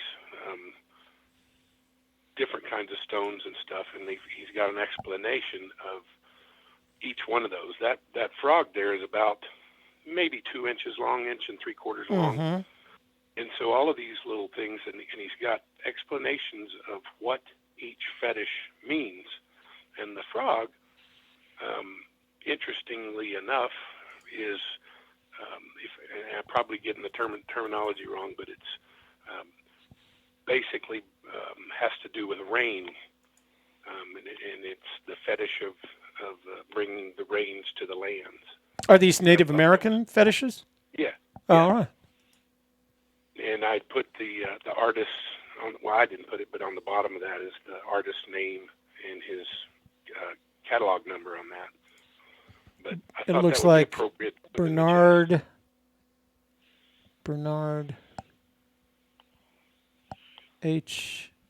Bernard Homer Jr. looks like. I think that's what it is. Yeah. So Anyway, that's interesting because there is a frog. I don't know if he's Southwestern or South American, but there's a frog that can live in underground for years until it rains again, and then he comes out. Yeah. So maybe that's why they associated with rain. That whenever they did get the rain, this frog pops out of the earth. That could be. What is did he tell you what the stone is? It's a very unusual stone. It has both the green and the what look like dark or black interspersed with one another, intrusions. At the trading post, the gentleman that sold me that did not know, but it's as green as a frog. It's really cool, and it's got that one little white inclusion on the left rear leg. Yeah, I can see it there. Yeah, I thought at first that was like a scratch, but you're right. It's an inclusion, isn't it? Yeah. Interesting. Anyway, I thought that would be appropriate for the chest, and whoever finds it is going to get a little fetish. Little frog fetish to go with it. Yeah, it's pretty neat. Yeah. Very nicely done. So we got this this chest is filling up now. I did take a bunch of those gemstones, and I'm taking them to Las Vegas with me at Tony's request, but he's going to be there, and he says he's got another package for me that some of which we can put in the chest and some of which we can give away. Nice. Well, I will forfeit the remainder of my 12 seconds. Let somebody else. All right, sir. Get on here, and you have a great evening and a good weekend. Thank you. You too. You guys too. All right. Thanks. Bye-bye. Bye-bye. Cool story about the little frog there, huh? So I think we have time for a couple more calls before we hang up. I do want to remind you that we will be doing Saturday night Church of the Search. I am going bike riding tomorrow on the little electric bike. And so I'll have more stories to tell you about that. It's Waco. I got to make sure we keep Waco Joe. So remind me to hang up on Waco at 10 minutes, guys. Here we go. Hey, Waco. What are you up to, brother? Hey. Hey. Oh, are you torturing your baby daughter? What's going on there? Okay. My wife was picking up Zoe. Sorry about that. Oh, okay. No problems. It's babies. Babies are cute. Okay. Oh. There we go. Sorry. I'm so sorry. I was so unprepared for that. So what do you got for us? Hello? Yeah, I can hear you. So a couple of things. Excuse my voice, a little hoarse. And I want to say I deserve an hour because Rio Rancho took up a lot of time. No, 18 seconds, brother. He went 18 seconds over. So you still owe him about 4 minutes and 5 seconds. I'm keeping track here. What? Okay. So a couple of things. First, I know I told you that I was gonna rewrite the poem and so I did rewrite the poem, and I haven't sent it to you. But I just want to say that I believe there are a lot of incognito watchers on a Gypsy Kiss. It's been fun, going through all the different searcher like YouTube channels and seeing how many people try to rewrite it. It's just a comment I want to throw out there. I think it's funny. I think it's humorous. It's not just, well, you got to remember that we use the blocking baton pretty regularly. So there's a lot of people that come on just to watch what's going on. So right now we have 248 concurrent viewers and the chat rate is 20. So there's a lot of people that watch that and I don't like the name lurker, but that's how they refer to themselves, long-time lurker, first-time caller, something incognito. like that. Incognito is a good way to describe it. I think that's fair. And that's okay. You don't have to get into it. You can just watch it. I mean, we'll have I just think it's humorous. I just think it's pretty funny. Well, again, sometimes they might be those INTJs that are just too shy to add to the communication. So us ENTJs, as or ENTPs, we're out there with it. We're out front with our action, for lack of a better way to describe it. Did the MTP come into the room there? Did I miss the MTP? Yeah, there she is. Hi, MTP. Are you done with your networking day today? So yeah. So what else you got? Let's talk about Forrest Fenn. Okay, yeah, Forrest Fenn. Okay, so like in life, right? I tend to get distracted and go off and do things on my own. And yeah. My wife is pretty much like the backbone, and she kind of is the arms that pull me back into reality. And so where I'm going with that is, she said, didn't Forrest Fenn say he could do it in an afternoon? And she said this the other a couple days ago, and I was like, well, yeah. And she goes, didn't he also say that the target audience is the guy with 12 kids who just lost his job from Texas? And I was like, well, yeah. And she goes, well, do you think he has a plane, or do you think the guy from Texas has the ability to go to Montana or Wyoming? Yeah. Or even North Colorado in just an afternoon with just a truck? Yeah. And I said, no, of course not. Yeah. And so she kind of made me realize that the search area is much smaller than it's been made to be. So I'm now focusing on upper Rocky Mountains in New Mexico and lower Colorado. Rocky Mountains in Colorado. Yeah, exactly. And so so that's good for me. It's good news for me. I'm still going to search in Montana because the place that I want to search has some beautiful scenery. Yeah. And it seems like an awesome place. So I told her I still want to go out there. So, and we were planning to go out there anyway. Well, even if you didn't go out for the search, you could still enjoy all of the benefits, all the natural beauty of Montana without ever having looked for a search. For a treasure. So it's worth it. And if you take along, how many children? Is it just the one daughter? Yeah, Zoe. Yeah, she should have that experience out. I'm sure she's been in the outdoors already, but seeing those big rivers up there is just amazing. We don't have anything like that in New Mexico. Our rivers just aren't that big and flowing. The stuff in Idaho and Montana are like a whole different, world. And it's just a pleasure going up there. I've promised myself that, how Tony Henman's always telling me, come up to go salmon fishing with him. And I'm going to do that. Just to say that before I died, I fished one of those big rivers for salmon and pulled out a, 10 or 12 pound salmon. I'd love to do that.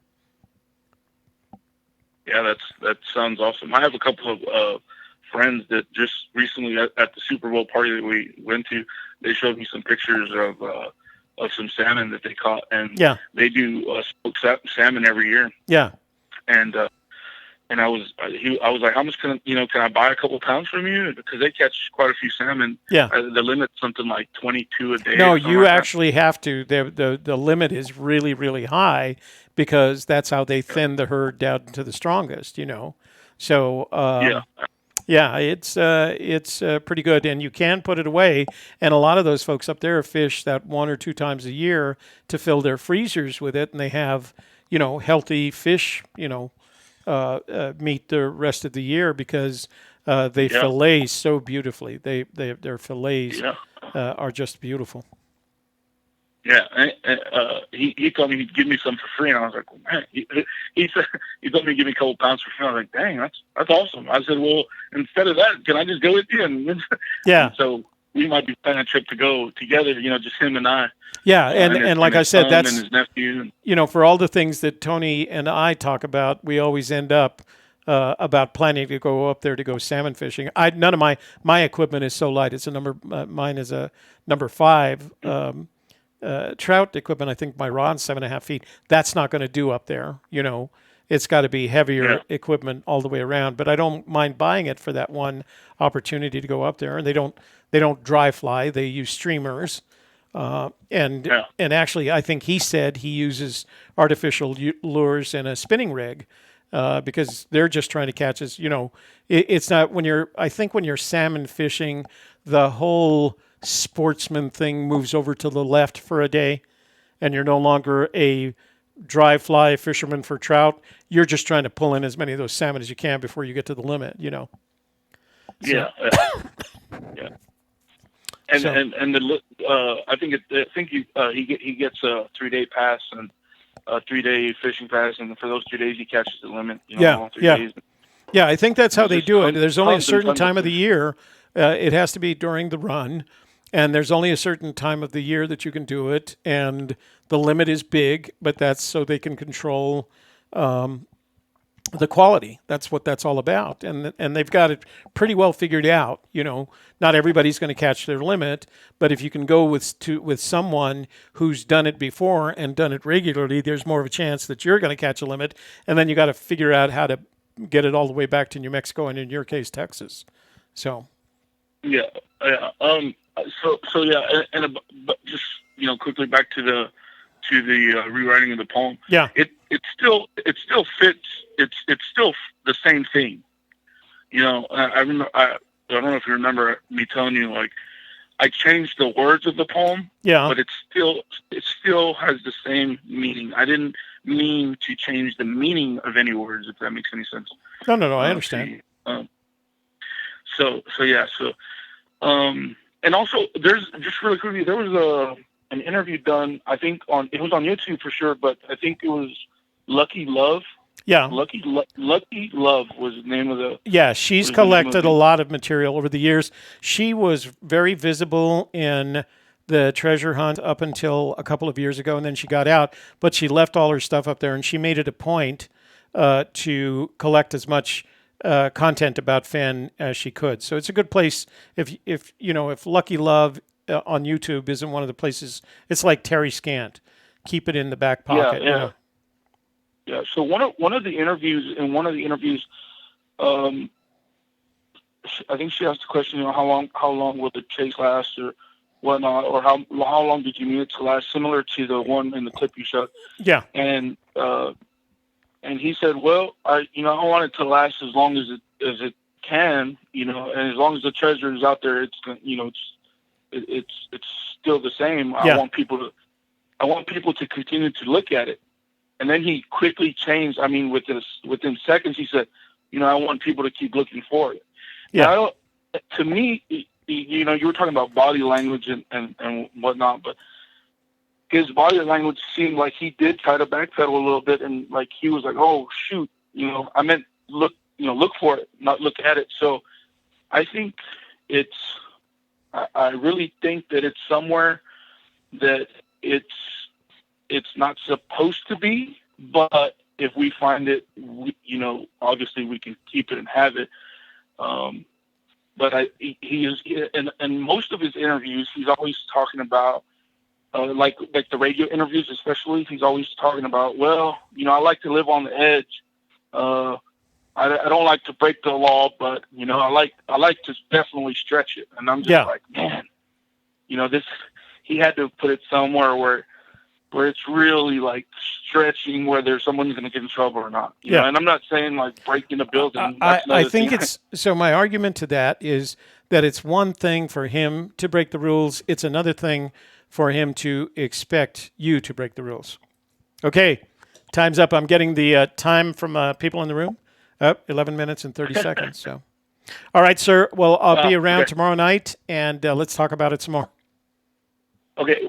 In closing, I want to say one thing. All right, hurry up. Tatanka Iotek. Tatanka Iotek. Tatanka Iotek. That's God. That's Native American for what? Tatanka? Tatanka Iotek. That means bull who sits. Bull who sits. Buffalo bull who sits. Tatanka Iotek. Okay. So are you going to tell me what that means tomorrow? I'll let you try to figure out it on your own. Okay. I'll find out by tomorrow night. Bull who sits. Buffalo bull who sits. Okay. All right. Thank you, Toby. I'll talk to you later. Bye-bye. Bye-bye. Okay, guys. Thanks for keeping me on time then. So I do want to share, I just got a message from, because we're talking from John Miller in Michigan. He sent me a picture, but he sent it to hang on just a sec. Let me see if I can get it up here. Okay, there we go. Look at that. Woo. So here's what we were talking about. Screenshot. That's John Miller with a 19-pound salmon. And you can get up to 20 of those babies. So how cool is that? And then Ron, I did see all your messages. I will take a look at them. And I had already commissioned this guy to do the work, but maybe we can put something together so I can collect his work, your work, and we can put something even better together. Okay? So let me I'm going to turn off the phone lines, brothers and sisters. And we will see you tomorrow night on the Church of the Search. And I should have some color because I'll be out in the sun all day. We're going to have 60 to 62 degrees tomorrow here in Albuquerque in February. So I can't pass that up. Cannot pass that up. So we will see you tomorrow night. If I don't see you tomorrow night, I look forward to seeing you at the World Series of Fenn.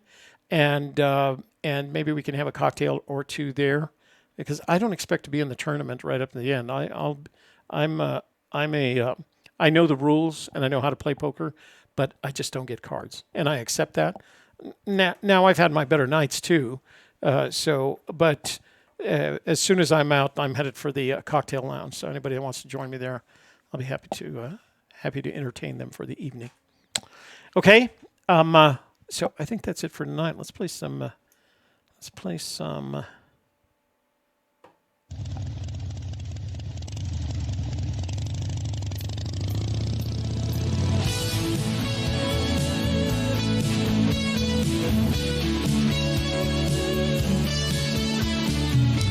left my boots and my faded jeans in Santa Fe, New Mexico.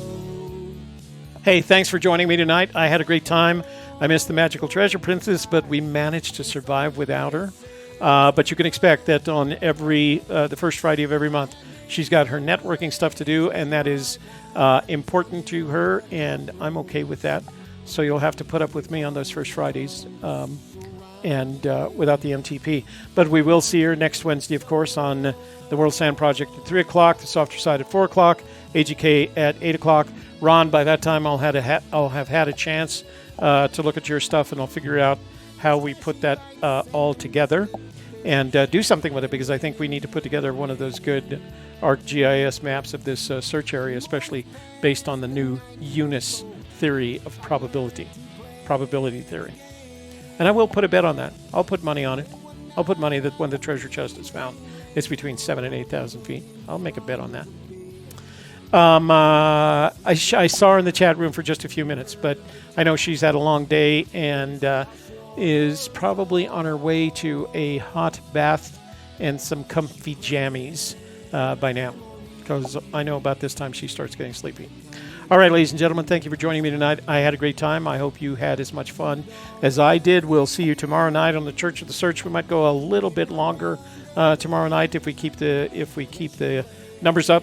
But we'll do kind of the same thing: play music, take calls, read texts, do that kind of stuff. So it's just kind of fun. Keeps us off the streets and out of the casinos on Saturday night. Although I do have to admit to you, I stayed till 10 o'clock, and by 11 I was over at the casino. So I try to be a good boy sometimes, but I just can't.